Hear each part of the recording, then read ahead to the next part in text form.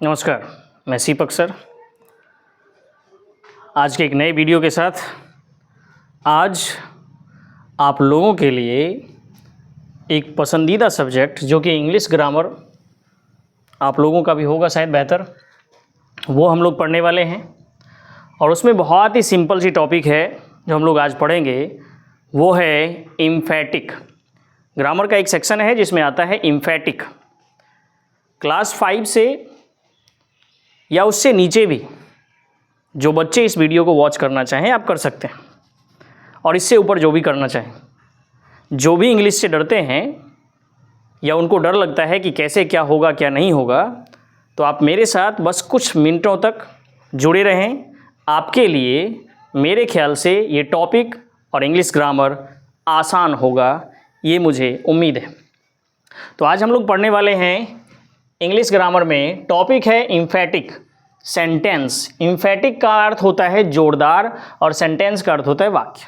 एम्फैटिक sentence यानी कि जोरदार वाक्य। अब बोलेंगे वाक्य तो हमने पढ़ा है, सेंटेंस हमने पढ़ा है, ये जोरदार क्या होता है? तो जोरदार का मतलब क्या होता है ये समझिए। थोड़ा सा नीचे आइए, पहले डेफिनेशन समझ लेते हैं फिर समझेंगे। An emphatic sentence is a statement that is made in a forceful वे।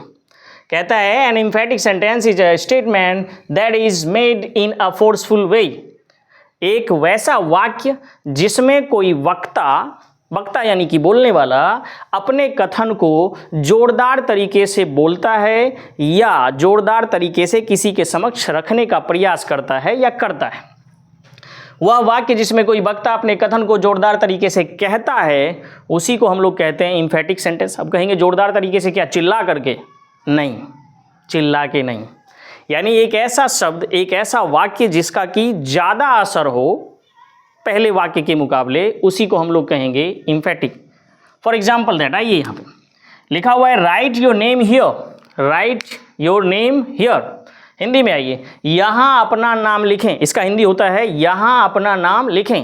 अब आइए थोड़ा सा, यहाँ लिखा हुआ है do right your name here.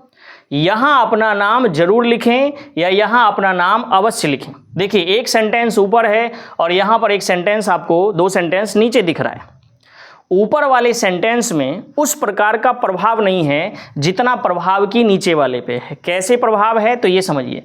यहाँ अपना नाम लिखें हमने कह दिया, और हम कह रहे हैं कि यहाँ अपना नाम जरूर लिखें या यहाँ अपना नाम अवश्य लिखें। तो यहाँ क्या हो रहा है, वाक्य पे जोर दिया जा रहा है। किन शब्दों के साथ? जरूर और अवश्य के साथ। मैं आम खाता हूं, मैं आम अवश्य खाता हूं, मैं आम जरूर खाता हूं। मैं पत्र लिखता हूं, मैं पत्र अवश्य लिखता हूं, मैं पत्र जरूर लिखता हूं। जिस भी वाक्य में जरूर, अवश्य या मैं करता ही तो हूं, मैं ही तो करता हूं, इस प्रकार का जोड़ लगे, इस प्रकार का शब्द रहे, तो आप उसे कह दोगे कि वह एक एम्फैटिक सेंटेंस है। लेकिन ये तो हो गया हिंदी में।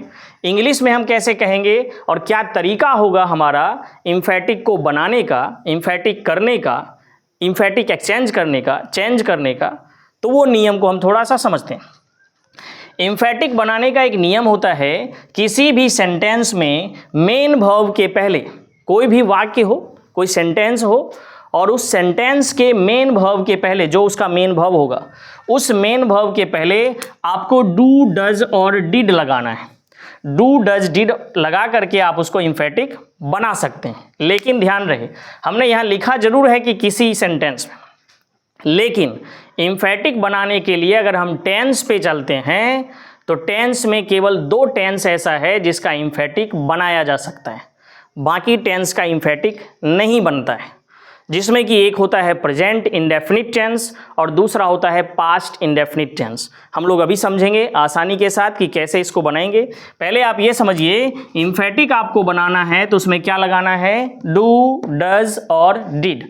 एम्फैटिक बनाने के लिए डू, डज और डिड का प्रयोग किया जाता है। इसको याद कर लेंगे, एम्फैटिक बनाने के लिए डू, डज और डिड का प्रयोग किया जाता है।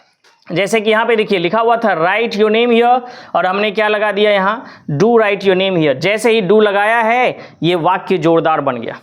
किसी सेंटेंस में डज लगा देंगे वाक्य जोरदार हो जाएगा, डिड लगा देंगे वाक्य जोरदार हो जाएगा।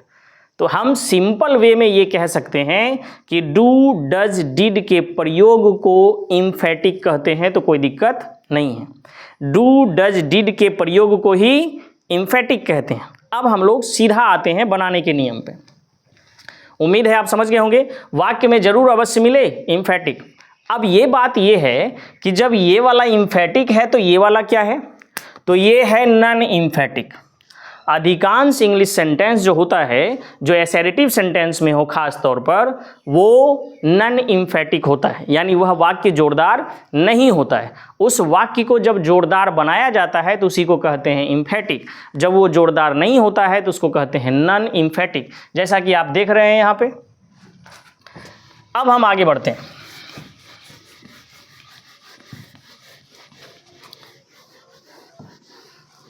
बहुत ही इजी है, कोचिंग में ये क्लास 4 का बच्चा भी आसानी के साथ बना लेता है, बशर्ते आपको थोड़ा सा टेंस मालूम होना चाहिए। टेंस मालूम है तो आपको कोई दिक्कत नहीं होगा। अगर लिखना चाहें तो लिख भी सकते हैं। प्रेजेंट इंडेफिनिट टेंस में एम्फेटिक बनाने के लिए या प्रेजेंट इंडेफिनिट टेंस को एम्फेटिक बनाने के लिए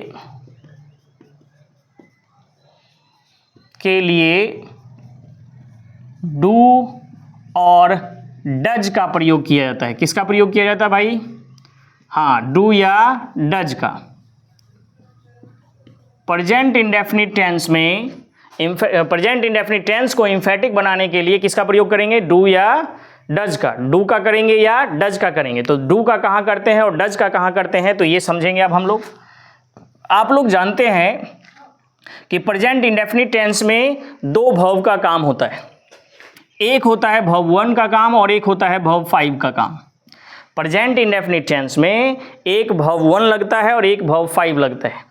टेंस अगर आप अच्छी तरीके से पढ़े हुए हैं तो आपको पता होगा कि वर्ब 1 का प्रयोग कहाँ होता है, वर्ब 5 का प्रयोग कहाँ होता है। वर्ब भी आप लोग पढ़े होंगे आसानी के साथ कि वर्ब क्या होता है और ये कितने प्रकार के होते हैं, किस प्रकार से इसका इस्तेमाल होता है। जैसे कि आपने पढ़ा है कि verb 1, verb 2, verb 3, verb 4, verb 5, इसी प्रकार का ये है। ये वर्ब 1 और ये वर्ब 5। तो प्रेजेंट इंडेफिनिट टेंस में दो प्रकार के वर्ब का प्रयोग होता है, एक वर्ब 1 और एक वर्ब 5। अब ये वर्ब 1 वर्ब 5 क्या है ये समझिए। जितना भी आपको वर्ब मिलता है, जैसे आप लिखते हैं ईट, गो, लाफ, ये सारे वर्ब होते हैं वर्ब 1। अभी हम फिलहाल वर्ब 1 वर्ब 5 ही समझते हैं। अगर किसी को समस्या हो तो हम वर्ब का भी एक अलग से आपका वीडियो बना करके इस पर अपलोड कर दिया जाएगा, कर देंगे। ईट है। अब वर्ब 5 में आपको पता होगा कि इसी के साथ हम क्या लगा देते हैं? एस। जिस भी वर्ब में एस या ईएस लग जाए, क्या एस या ईएस लग जाए, वो वर्ब 1 से कन्वर्ट होकर के बन जाता है वर्ब 5। आप देखते रहिए यहाँ पे। अब गो है, गो में आप ईएस लगाओगे तो बन जाता है गोज। लाफ है, लाफ में आप एस लगाते हो तो ये बन जाता है लाफ्स। सब्जेक्ट वर्ब एग्रीमेंट अगर आप लोगों ने पढ़ा है तो उसमें हम लोगों को मालूम होता है कि किसी भी मेन वर्ब के साथ एस या एस लगा देते हैं तो वो वर्ब जो है वर्ब 5 में कन्वर्ट हो जाता है।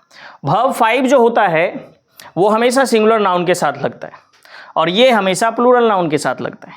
सिंगुलर, प्लूरल, ये आपको मालूम होगा। एक चीज़ और समझिए, जितने भी वर्ब में एस या एस लगता है वो सारा वर्ब सिंगुलर हो जाता है। क्या हो जाता है भाई? सिंगुलर हो जाता है। और ये जितना वर्ब है ये आपको प्लूरल मिलता है। हम लोग पढ़े हैं कि जब एस या एस लगाते हैं तो वो प्लूरल हो जाता है, लेकिन वर्ब में इसका कनेक्शन उल्टा है, वो होता है नाउन के साथ। जब नाउन में एस या एस लगाएंगे तो वो प्लूरल हो जाएगा सिंगुलर से, लेकिन जब किसी वर्ब में एस या एस लगा देंगे तो वो वर्ब जो है वो सिंगुलर हो जाएगा। इस चीज़ को ध्यान रखना है। नाउन के साथ एस या एस लगाए तो नाउन हो गया सिंगुलर से प्लूरल, लेकिन किसी वर्ब के साथ एस या एस लगाए तो वर्ब हो जाएगा प्लूरल से सिंगुलर। जी हाँ, अब हम लोग चलते हैं आगे।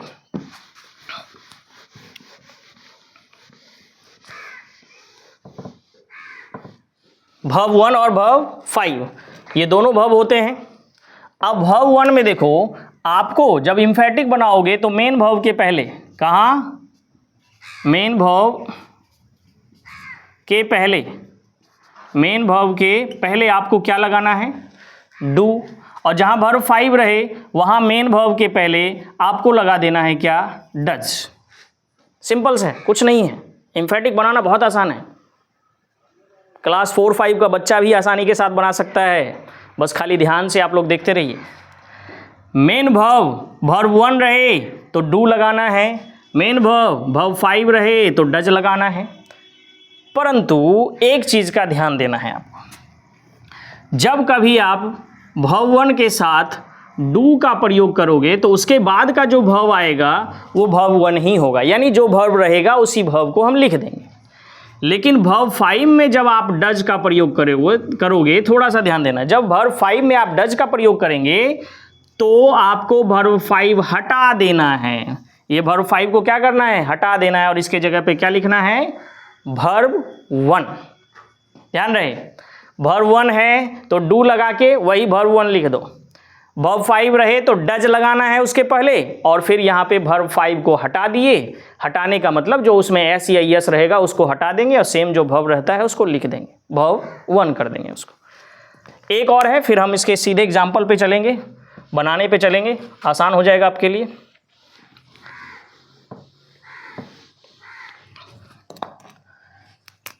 अब वर्ब 5 को थोड़ा पीछे करते हैं, यहाँ वर्ब 2 और यहाँ वर्ब 5 लिखते हैं। बस यही 3 वर्ब का काम है एम्फैटिक के लिए, ज़्यादा परेशान नहीं होना है। वर्ब 1 में आपको लगाना क्या था, डू। अब वर्ब 2 में आपको लगाना है डिड। क्या लगाना है, डिड। और वर्ब 5 में आपको क्या लगाना है, डज। अब समझिए, वर्ब 1 के साथ डू और इसके साथ का जो वर्ब आएगा वो आएगा वर्ब 1। वर्ब 2 के साथ लगाना है आपको डिड, और इसके साथ भी आप जब वर्ब 1 डिड लगा दोगे तो वर्ब 2 को हटा देना है आपको और लगा देना है क्या, वर्ब 1। और डज भी जब लगाओगे वर्ब 5 के साथ तो इसका वर्ब 5 हटा देना है और इसमें लगाएंगे वर्ब 1। इससे एक चीज कॉमन आ गया अगर मैथमेटिक्स की भाषा में बोलें तो, कि डू डिड डज का प्रयोग करने के बाद कोई भी वर्ब रहे उसको वापिस ले आना है वर्ब 1 में। इसमें तो वर्ब 1 है, ये है, वही लिख देंगे। इसमें वर्ब 2 है तो 2 को वर्ब 1 में ले आएंगे। इसमें वर्ब 5 है तो वर्ब 5 को भी वर्ब 1 में ले आएंगे। इस चीज़ को ध्यान रखना है कि डू डज डिड लगने के बाद का जो वर्ब होगा वो हमेशा वर्ब 1 होना चाहिए, वहाँ पे वर्ब 2 और वर्ब 5 नहीं होना चाहिए। अब हम लोग चलते हैं बनाने पे। अच्छा, ये वर्ब 2 वाला जो हम लिखे हैं, ये वर्ब 2 आपको मालूम होगा कि वर्ब 2 होता है पास्ट के इंडेफिनिट टेंस में। अगर हम प्रेजेंट मिटा के थोड़ा सा समझें कि पास्ट में कैसे बनाएंगे, तो पास्ट के इंडेफिनिट टेंस में एम्फैटिक बनाने के लिए आपको केवल डिड लगाना है, जो कि अभी हम आपको बता चुके थे। कैसे पहचानेंगे कि वो पास्ट में है, तो सिंपल सी बात है, उसमें वर्ब 2 लगा होगा। प्रेजेंट इंडेफिनिट में वर्ब 1 और वर्ब 5, और पास्ट इंडेफिनिट में वर्ब 2। वर्ब 2 रहेगा तो डिड लगाना है, जो कि अभी बता दिए। वर्ब 1 रहा तो डू लगाना है, वर्ब 5 रहा तो डज लगाना है, और इसके बाद का जो वर्ब आएगा वो हमेशा वर्ब 1 आएगा, जो कि आप पढ़ लिए। तो ध्यान रखना, 2 ही टेंस बोले थे, दोनों ही आया है, प्रेजेंट इंडेफिनिट और past indefinite. Present indefinite do does, past indefinite did, और उसके बाद का वर्ब कोई भी रहे उल्टा करके सबको ले आना है वर्ब 1 के साथ। अब चलते हैं कुछ एग्जाम्पल्स पे। वीडियो लंबी ना हो इसलिए प्रयास रहेगा कि इसको 2 दिनों में क्लियर करवा दिया जाए। कोई ज़्यादा बड़ा टॉपिक है नहीं। अब है कि आपको कह देगा कि बताइए चेंज कीजिए एम्फैटिक सेंटेंस में। तो एम्फैटिक सेंटेंस चेंज करने के लिए हम नॉन एम्फैटिक पहले लिखेंगे। एग्जाम्पल से हम लोग समझते हैं, जिसमें कि लिखा हुआ है I know you. I know you, इसका आपको बनाना क्या है, एम्फैटिक। फिर हम नॉन एम्फैटिक में लिखते हैं she goes to Patna. She goes to Patna, इसका आपने बनाना है एम्फेटिक। जो बच्चे बना पा रहे हैं आसानी के साथ बनाते रहिए, कोई दिक्कत नहीं है। फिर हम एक एग्जाम्पल लेते हैं नॉन एम्फेटिक का। नॉन एम्फेटिक में लिख देंगे यू वेंट टू गया, यू वेंट टू गया। अब हमको इस सेंटेंस में केवल एक ही चीज़ देखना है और वो देखना है इसका भव। ये रहा आपका भव, ये रहा आपका भव, ये रहा आपका भव। और देखने के बाद इसके भव को चुन लेना है कि कौन सा भव है। तो यहाँ देखिए ये है नो लगा है तो भव 1, इसमें एस या यस लगा है तो ये भव 5, और ये वेंट है तो आपको मालूम होगा गो वेंट गॉन, तो वेंट आ रहा है भव 2। हमने देख लिया एक भव 1 है, एक भव 5 है और एक भव 2 है।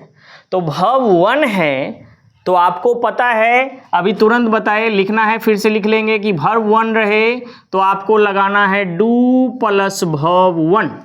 यानी कि इसको जब बनाएंगे तो मेन भव के पहले, मेन भव ये है, इसके पहले आपने लगा देना है डू, यहाँ लिख देंगे नो, यहाँ लिख देंगे यू। एम्फेटिक बन के हो गया तैयार। सिंपल सा टॉपिक है, कुछ नहीं है।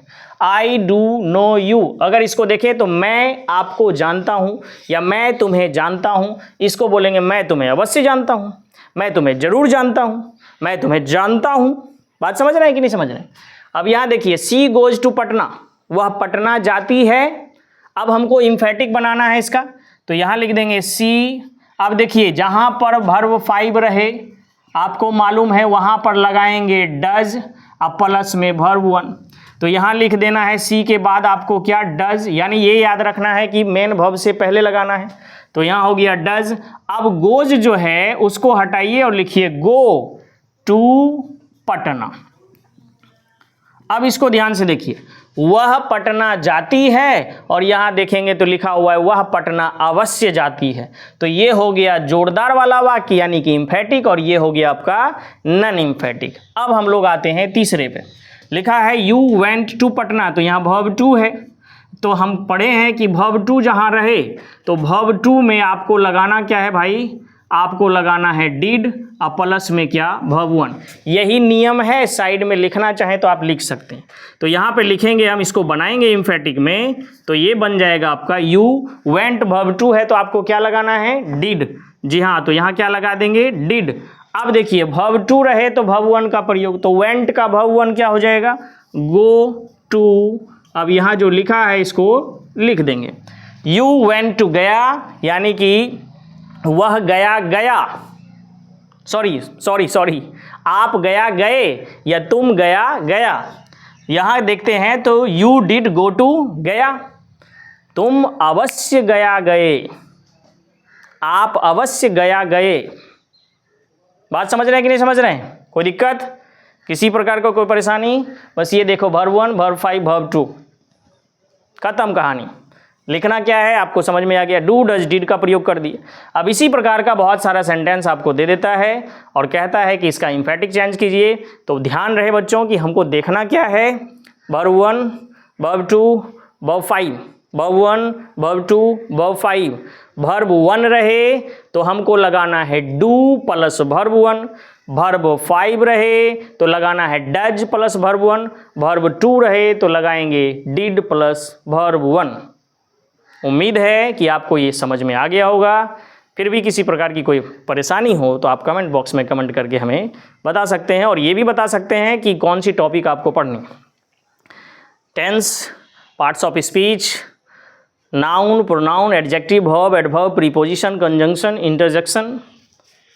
इसके अलावा person, number, case, gender, voice, narration, degree, question tag, removal to, subject verb agreement, punctuation mark, या कोई भी इंग्लिश ग्रामर का टॉपिक अगर आपको पढ़ना हो तो रिसेंटली पढ़ना हो तो आप कमेंट बॉक्स में कमेंट करके हमें बता सकते हैं। उसका टॉपिक और आसान तरीका हम आपको ज़रूर बताने का प्रयास करेंगे। आज के लिए इतना ही। जय हिंद।